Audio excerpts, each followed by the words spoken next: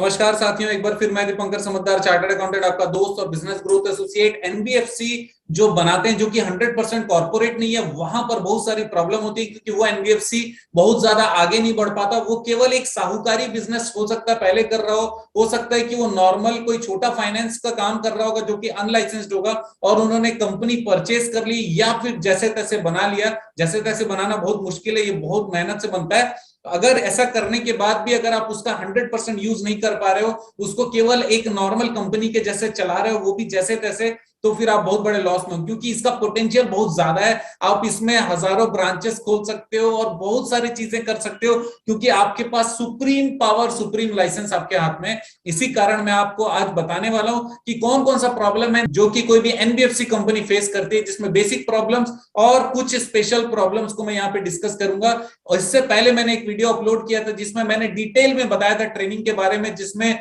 24 हफ्ते और 2 full training, total 26 हफ्ते का प्रोग्राम था। उसमें मैंने 100% डिटेल दिया। लेकिन आज मैं आपको बताने वाला हूं वैल्यू ऑफ लॉसेस क्या होता है, हम लोग कितना ज्यादा लॉस में रह सकते हैं अगर हम लोग ये सारे क्राइटेरिया फिल नहीं करते या फिर अपने अपॉर्चुनिटीज को नहीं लेते। तो दोस्तों, हमने चैलेंजेस और लॉसेस जो कि एनबीएफसी कंपनी नॉर्मली अगर आगे अपने तरफ से आकर नहीं बढ़ती है तो क्या क्या होगा, ये हमने 2 कैटेगरी में बांटा है। सबसे पहले जनरल और दूसरा स्पेशल। जनरल में क्या क्या चीज आता है, सबसे पहला पॉइंट है चैलेंज ऑफ फंडिंग। पैसे कहां से आएंगे, इसका आइडिया हमारे पास होना चाहिए। इस तरीके से पैसे हमारे पास अलग अलग सोर्सेस में पड़े रहते हैं, जिसमें टैक्सेस कम से कम लग कर वो पैसे हमारे बिजनेस के अंदर ऐड हो जाएं। इसके लिए इनकम टैक्स ने बहुत सारे प्रावधान दिया हुआ है, आसानी से हम लोग उस चीज को कर सकते हैं। लेकिन अगर पता नहीं है तो हम लोग लिमिटेड कैपिटल में काम करते रह जाते हैं और कहते हैं कि बस यार बाकी पैसे अवेलेबल नहीं है। दूसरी चीज है फाइनेंसिंग के बहुत सारे ऑप्शंस होते हैं, वो सारे ऑप्शंस हम लोगों को सीखने पड़ेंगे।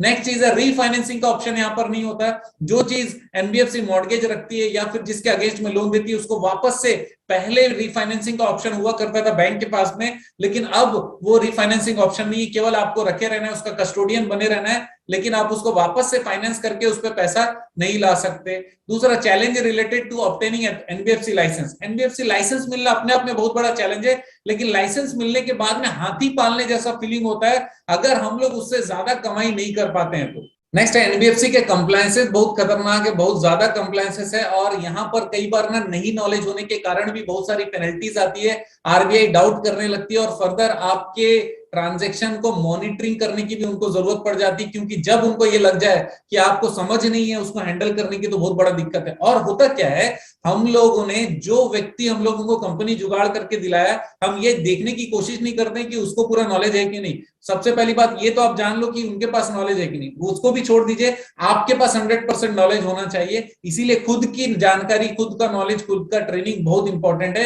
ये कंप्लायंसेस नहीं करने के कारण लाखों करोड़ों के भी नुकसान हो सकती है हम लोगों को। नेक्स्ट पॉइंट है no versatility in loan classification of NPA. NPA के क्लासिफिकेशन में भी बहुत ज्यादा आजादी नहीं मिली है। इसी कारण हम लोगों को जो रूटीन में बिजनेस करना है, रूटीन में हम लोगों को लोन देना है, उसको किस तरीके से मॉनिटर करें कि एनपीए वाले चक्कर में कम से कम पड़े, और ग्राहकों से संबंध कितना जबरदस्त बनाया जाए और रेगुलर बेसिस पे कलेक्शन किया जाए, इसके बारे में भी आपको 100% नॉलेज होना चाहिए। क्योंकि कलेक्शन अगर प्रॉपरली टाइम पे नहीं करते हैं तो भी हमारे बहुत सारे लॉसेस होते हैं। हम लोग को लिटिगेशन या लड़ाई करने का बहुत शौक नहीं है। नेक्स्ट है absence of statutory recovery tool. अलग से कोई स्टैट्यूटरी रिकवरी टूल है नहीं, ये हम लोगों को अपने मेहनत से ही करना पड़ेगा। लाइसेंस दे दिया गया, आप जानो, आपका काम जाने, वकील और कोर्ट जिंदाबाद है, आप वहां पर जाइए और लड़ते भिड़ते रहिए, लेकिन प्रेशराइज कहीं से नहीं होगा कि आपको देना ही पड़ेगा, राइट। कैपेसिटी बिल्डिंग का बहुत बड़ा प्रॉब्लम है, क्योंकि यहाँ पर एनबीएफसी वाले लोगों को कभी भी ट्रेनिंग या अलग से किसी प्रकार के कंपल्शन में नहीं डाला गया है। For example, institute of chartered accountant of India क्या करता है, अपने जो मेंबर्स है वो मेंबर सही रहे, इसके कारण वहां पर क्लॉज है कि हम लोग को 40 आवर्स की ट्रेनिंग हर साल करनी ही पड़ेगी। हम लोगों को बहुत सारी चीजों का कंपल्शन है, नॉलेज अपडेशन का कंपल्शन है और सही तरीके से काम करने का कंपल्शन है, अदरवाइज भी हमारे ऊपर बहुत सारी पेनल्टी है। उसी तरीके से नॉलेज अगर देंगे नहीं एनबीएफसी वाले लोगों को, तो एनबीएफसी वाले लोगों को फिलहाल खुद का नॉलेज और खुद की ट्रेनिंग लेने की जरूरत है, क्योंकि यहाँ पर गड़बड़ी होती है। इसी कारण कहीं ना कहीं पे बिजनेस में लॉस होता चला जाता है। मैं बता रहा हूं, लाखों करोड़ों के लॉस और लाखों करोड़ों की पॉसिबिलिटीज जो हमसे छूट जाती है। कई सारे ट्रांजैक्शन ऐसे हैं जैसे हायर परचेज, जिसमें डबल टैक्सेशन भी हो जाता है, तो वहां पर टैक्सेशन डबल होने के कारण ग्राहकों को नुकसान होता है। तो इसके लिए टैक्स ट्रीटमेंट और टैक्स की जानकारी जबरदस्त रहेगी, तब जाकर ऑर्गेनाइजेशन जहां जहां पे डबल टैक्सेशन हो रहा है उसको रोक सकता है, और रोक कर कहीं ना कहीं ग्राहकों और अपने ऑर्गेनाइजेशन का गुडविल भी बढ़ा सकता है। नेक्स्ट है प्रॉपर डिफॉल्टर डेटाबेस नहीं रहता, लेकिन डेटाबेस जुगाड़ करने का भी कई सारे सोर्सेस है अपार्ट फ्रॉम सिविल, वो सारे चीजों को भी यूज किया जा सकता है जिसकी जानकारी एनबीएफसी वालों को होना चाहिए। एक और बात है कि minimum mandatory credit rating NBFC को चाहिए। वो क्रेडिट रेटिंग के लिए भी एनबीएफसी कभी भी तैयारी करती नहीं, उनको लगता है बिजनेस करते चले और हमारा धंधा आगे बढ़े और ले दे के जो कंप्लायंसेस है उसको करे, लेकिन क्रेडिट रेटिंग बहुत इंपॉर्टेंट होता है, उसके लिए भी मिनिमम क्राइटेरिया अवेलेबल है जो किसी को पता नहीं है। इसके अलावा प्रूडेंशियल नॉर्म्स में क्या क्या, वो तो बिल्कुल भी कभी डिस्कशन मैंने करते नहीं देखा, जो एनबीएफसी लेकर पहली बार मुझसे बात कर रहे थे। इसका मतलब ये जो जनरल प्रॉब्लम्स है उसमें ही हर साल में 2-4 लाख रुपए का नुकसान पक्का हो जाता होगा। नेक्स्ट मैं बता रहा हूं important operating problems and losses. जो ऑपरेटिंग प्रॉब्लम्स है वो मैं बता रहा हूं, अकाउंटिंग सिस्टम प्रॉपर होता नहीं है, अकाउंटेंट के भरोसे होता है, और अकाउंटेंट कि जिस दिन छोड़ देगा उस दिन पूरा दिक्कत होने वाला है, और सॉफ्टवेयर की पूरी जानकारी केवल उसी को रहती है, रिपोर्ट केवल वही दे सकता है, उसके असिस्टेंट को भी वो लिमिटेड जानकारी देता है, और कुल मिलाकर अकाउंट डिपार्टमेंट सेंट्रलाइज टाइप का हो जाता है जिसमें कोई भी गलती होने की संभावना और छुपाने की संभावना, ट्रांसपेरेंसी कम होने की संभावना बनी रहती है। जहां पर लाखों रुपए का लीकेजेस पॉसिबल है, करोड़ों रुपए का डिफरेंस एक ऑर्गेनाइजेशन के हिसाब में आ रहा है, जो कि केवल 2 साल के टेन्योर में उनका लगभग 2-2.5 करोड़ रुपए उनको मिल नहीं रहा है कि कहां गया। क्यों? क्योंकि अकाउंटिंग सिस्टम कुछ लोगों पे डिपेंडेंट था, अब वो भी प्रॉपरली सपोर्ट नहीं कर रहा, और बीच में कहां कहां से चले गया पैसा और कौन से पैसे नहीं आए कुछ समझ में नहीं आया। तब जाकर हमने फ्रेमवर्क दिया और उनको 4 दिन की बैठा के फिजिकल ट्रेनिंग दी। आपके लोगों को हम ट्रेनिंग दे रहे हैं, आपको ट्रेनिंग दे रहे हैं, आप सुपरवाइज करिए और फ्रेमवर्क को फॉलो करिए, तो कोई भी फ्रॉड के चांसेस आपके नहीं रहेंगे। और ये फ्रॉड और लीकेज करोड़ों में हो सकता है, अगर आपका बिजनेस जितना बढ़ते जाएगा उतना ज्यादा लीकेज होता जाएगा अगर आप ट्रेनिंग और नॉलेज प्रॉपरली नहीं लेते हैं तो। नेक्स्ट है operating system servicing customer for long term relationship. अगर आपका ऑपरेटिंग सिस्टम इस तरीके का नहीं है कि कस्टमर को प्रॉपर ट्रीटमेंट दे जिससे लॉन्ग टर्म कस्टमर के साथ संबंध बना रहे, तो उस केस में भी आपको बिजनेस को लाने के लिए और सही कस्टमर को कनेक्टेड रखने के लिए और आपके गुडविल को बढ़ाने के लिए आपकी जान निकल जाएगी। इसी कारण ये जो ट्रेनिंग, इसी कारण नॉलेज और ट्रेनिंग आप लोगों के लाखों करोड़ों रुपए आज के और फ्यूचर के बचाता है। नेक्स्ट है ऑर्गेनाइजेशन हायरार्की और उसकी फंक्शनैलिटी नहीं पता रहेगी तो फिर हम लोग कभी भी अपना ऑर्गेनाइजेशन का कॉपी पेस्ट नहीं कर सकते। इसका मतलब ब्रांचेस और फ्रेंचाइज देने का सोच ही नहीं सकते जब एक जगह पे हमारा ऑर्गेनाइज्ड नहीं है तो। नेक्स्ट है जो भी सिस्टम हमने बनाया उसकी मॉनिटरिंग बहुत इंपॉर्टेंट है। मॉनिटरिंग नहीं करेंगे तो हर स्टेप में कहीं भी लैप्सेस आ सकता है, गलतियां हो सकती है, और वो गलतियां होने के कारण हर प्रोसेस में, हर एक्टिविटी में हमारा कम प्रोडक्टिविटी और कहीं ना कहीं पे लॉस होना संभव है, जो कि बहुत बड़ा अमाउंट का नुकसान करा सकता है। कस्टमर एक्विजिशन, कस्टमर जुगाड़ करने में हमको ज्यादा मेहनत लगेगी अगर नॉलेज, ट्रेनिंग और स्ट्रेटेजी नहीं है तो, और हमारे खर्चे भी बढ़ते चले जाएंगे। ऑर्गेनाइजेशन का कल्चर डेवलपमेंट अगर प्रॉपर नहीं है तो ऑर्गेनाइजेशन में कोई भी जाएगा तो उसको मजा भी नहीं आएगा, और मजा नहीं आने के कारण उसको लगेगा यार इन लोग को खुद ही कुछ प्रॉपर मालूम नहीं है, इनके साथ में काम नहीं करते हैं। एक से पूछो तो कुछ बताता है, दूसरों से पूछो तो कुछ बताता है। क्यों? क्योंकि पॉलिसीज नहीं है जिसको माना जाए, कोई कॉन्क्रीट रूल्स रेगुलेशन नहीं है, और उस पे कोई मैनेजमेंट का ध्यान भी नहीं है, तो बहुत बड़ा लॉसेस की संभावना यहां पर भी होती है।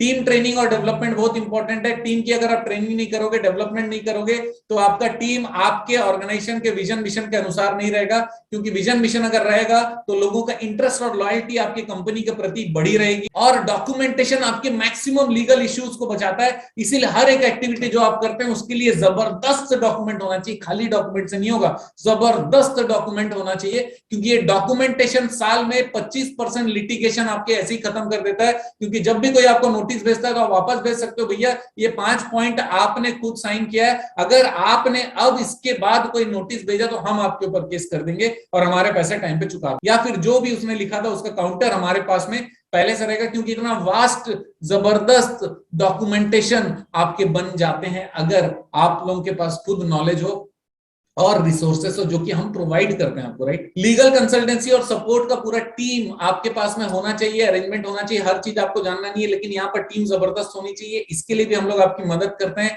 एचआर सिस्टम पॉलिसीज के बिना आपका कुछ भी किया हुआ काम नहीं आने वाला है, क्योंकि आप पूरब में चलोगे, बाकी पश्चिम में चलेंगे, खाली बीच में सुबेरे मिलोगे, आप बोलोगे कि सबको पूरब में जाना है, वो बैठ के बोलेंगे सर को छोड़ो, सर तो अपने रूम में चले जाते हैं, बाकी हम लोग अपना काम करते रहे। और जो जो चीजों पर डांट पड़ती है केवल उन काम को वो निपटाएंगे, उसी काम को वो सामने रखेंगे, लेकिन ऐसे में ऑर्गेनाइजेशन नहीं चल सकता। तो बिजनेस प्लान हमको बनाना जरूरी है। बिजनेस प्लान अगर नहीं है तो हम लोगों को बहुत बड़ी दिक्कत होने वाली। हर चीज का प्लानिंग करके अगर काम करेंगे तो अगर इधर प्लान है और इधर मॉनिटरिंग है और बीच में अगर कुछ डिफरेंसेस है, वो डिफरेंसेस को सॉर्ट आउट करके हम लोग प्लान को जीत सकते हैं, प्लान के अनुसार आगे बढ़ सकते हैं, राइट। नेक्स्ट है बजटिंग। अगर हम बजटिंग करते जाएंगे तो हमको कभी भी कैश इंसॉल्वेंसी का प्रॉब्लम नहीं आएगा। एनबीएफसी ये लॉकडाउन के समय में मैक्सिमम एनबीएफसी कैश इंसॉल्वेंट हो गया था, कैश की कमी हो गई थी और रूटीन ऑपरेशन भी नहीं चला पा रहा था। और ये वो एनबीएफसी जो कि नॉन कॉर्पोरेट कल्चर में काम करते हैं। कॉर्पोरेट कल्चर वाले चलो फिर भी मैनेज कर लिए, लेकिन ये नहीं कर पाते क्योंकि गुडविल भी नहीं होता, रिसोर्सेज भी नहीं होता, सिस्टम भी नहीं होता,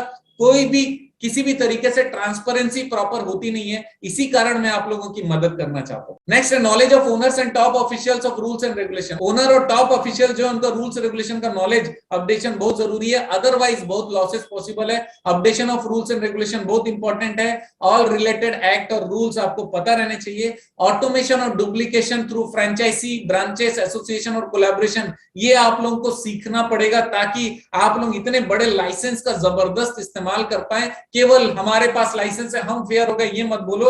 हमारे पास लाइसेंस है, हम लोग 100 जन को फेयर कर सकते हैं, 100 जन को हम लोग हेल्प कर सकते हैं, सपोर्ट कर सकते हैं, ये आपको बोलना है, राइट। तो सॉल्यूशन अगर देखेंगे तो फिनटेक कंपनीज के साथ में आप कोलैबोरेट कर सकते हो, इफेक्टिव बिजनेस प्लान और मॉनिटरिंग फ्रेमवर्क बना सकते हैं, इंप्लीमेंटेशन रिस्क मैनेजमेंट कर सकते हैं ताकि आप लोगों को कम से कम नुकसान हो और ज्यादा से ज्यादा फायदा हो। को ओरिजिनेटिंग लेंडिंग, इसका मतलब यह है कि लेंडिंग का को ओरिजिनेटिंग कंसेप्ट है। इस कंसेप्ट को आप लेकर जा सकते हो जिसमें मिलकर काम कर सकते हैं, लेंडिंग दे सकते हैं। और ये कैसे हो सकता है जानने के लिए आप कॉल कर सकते हो।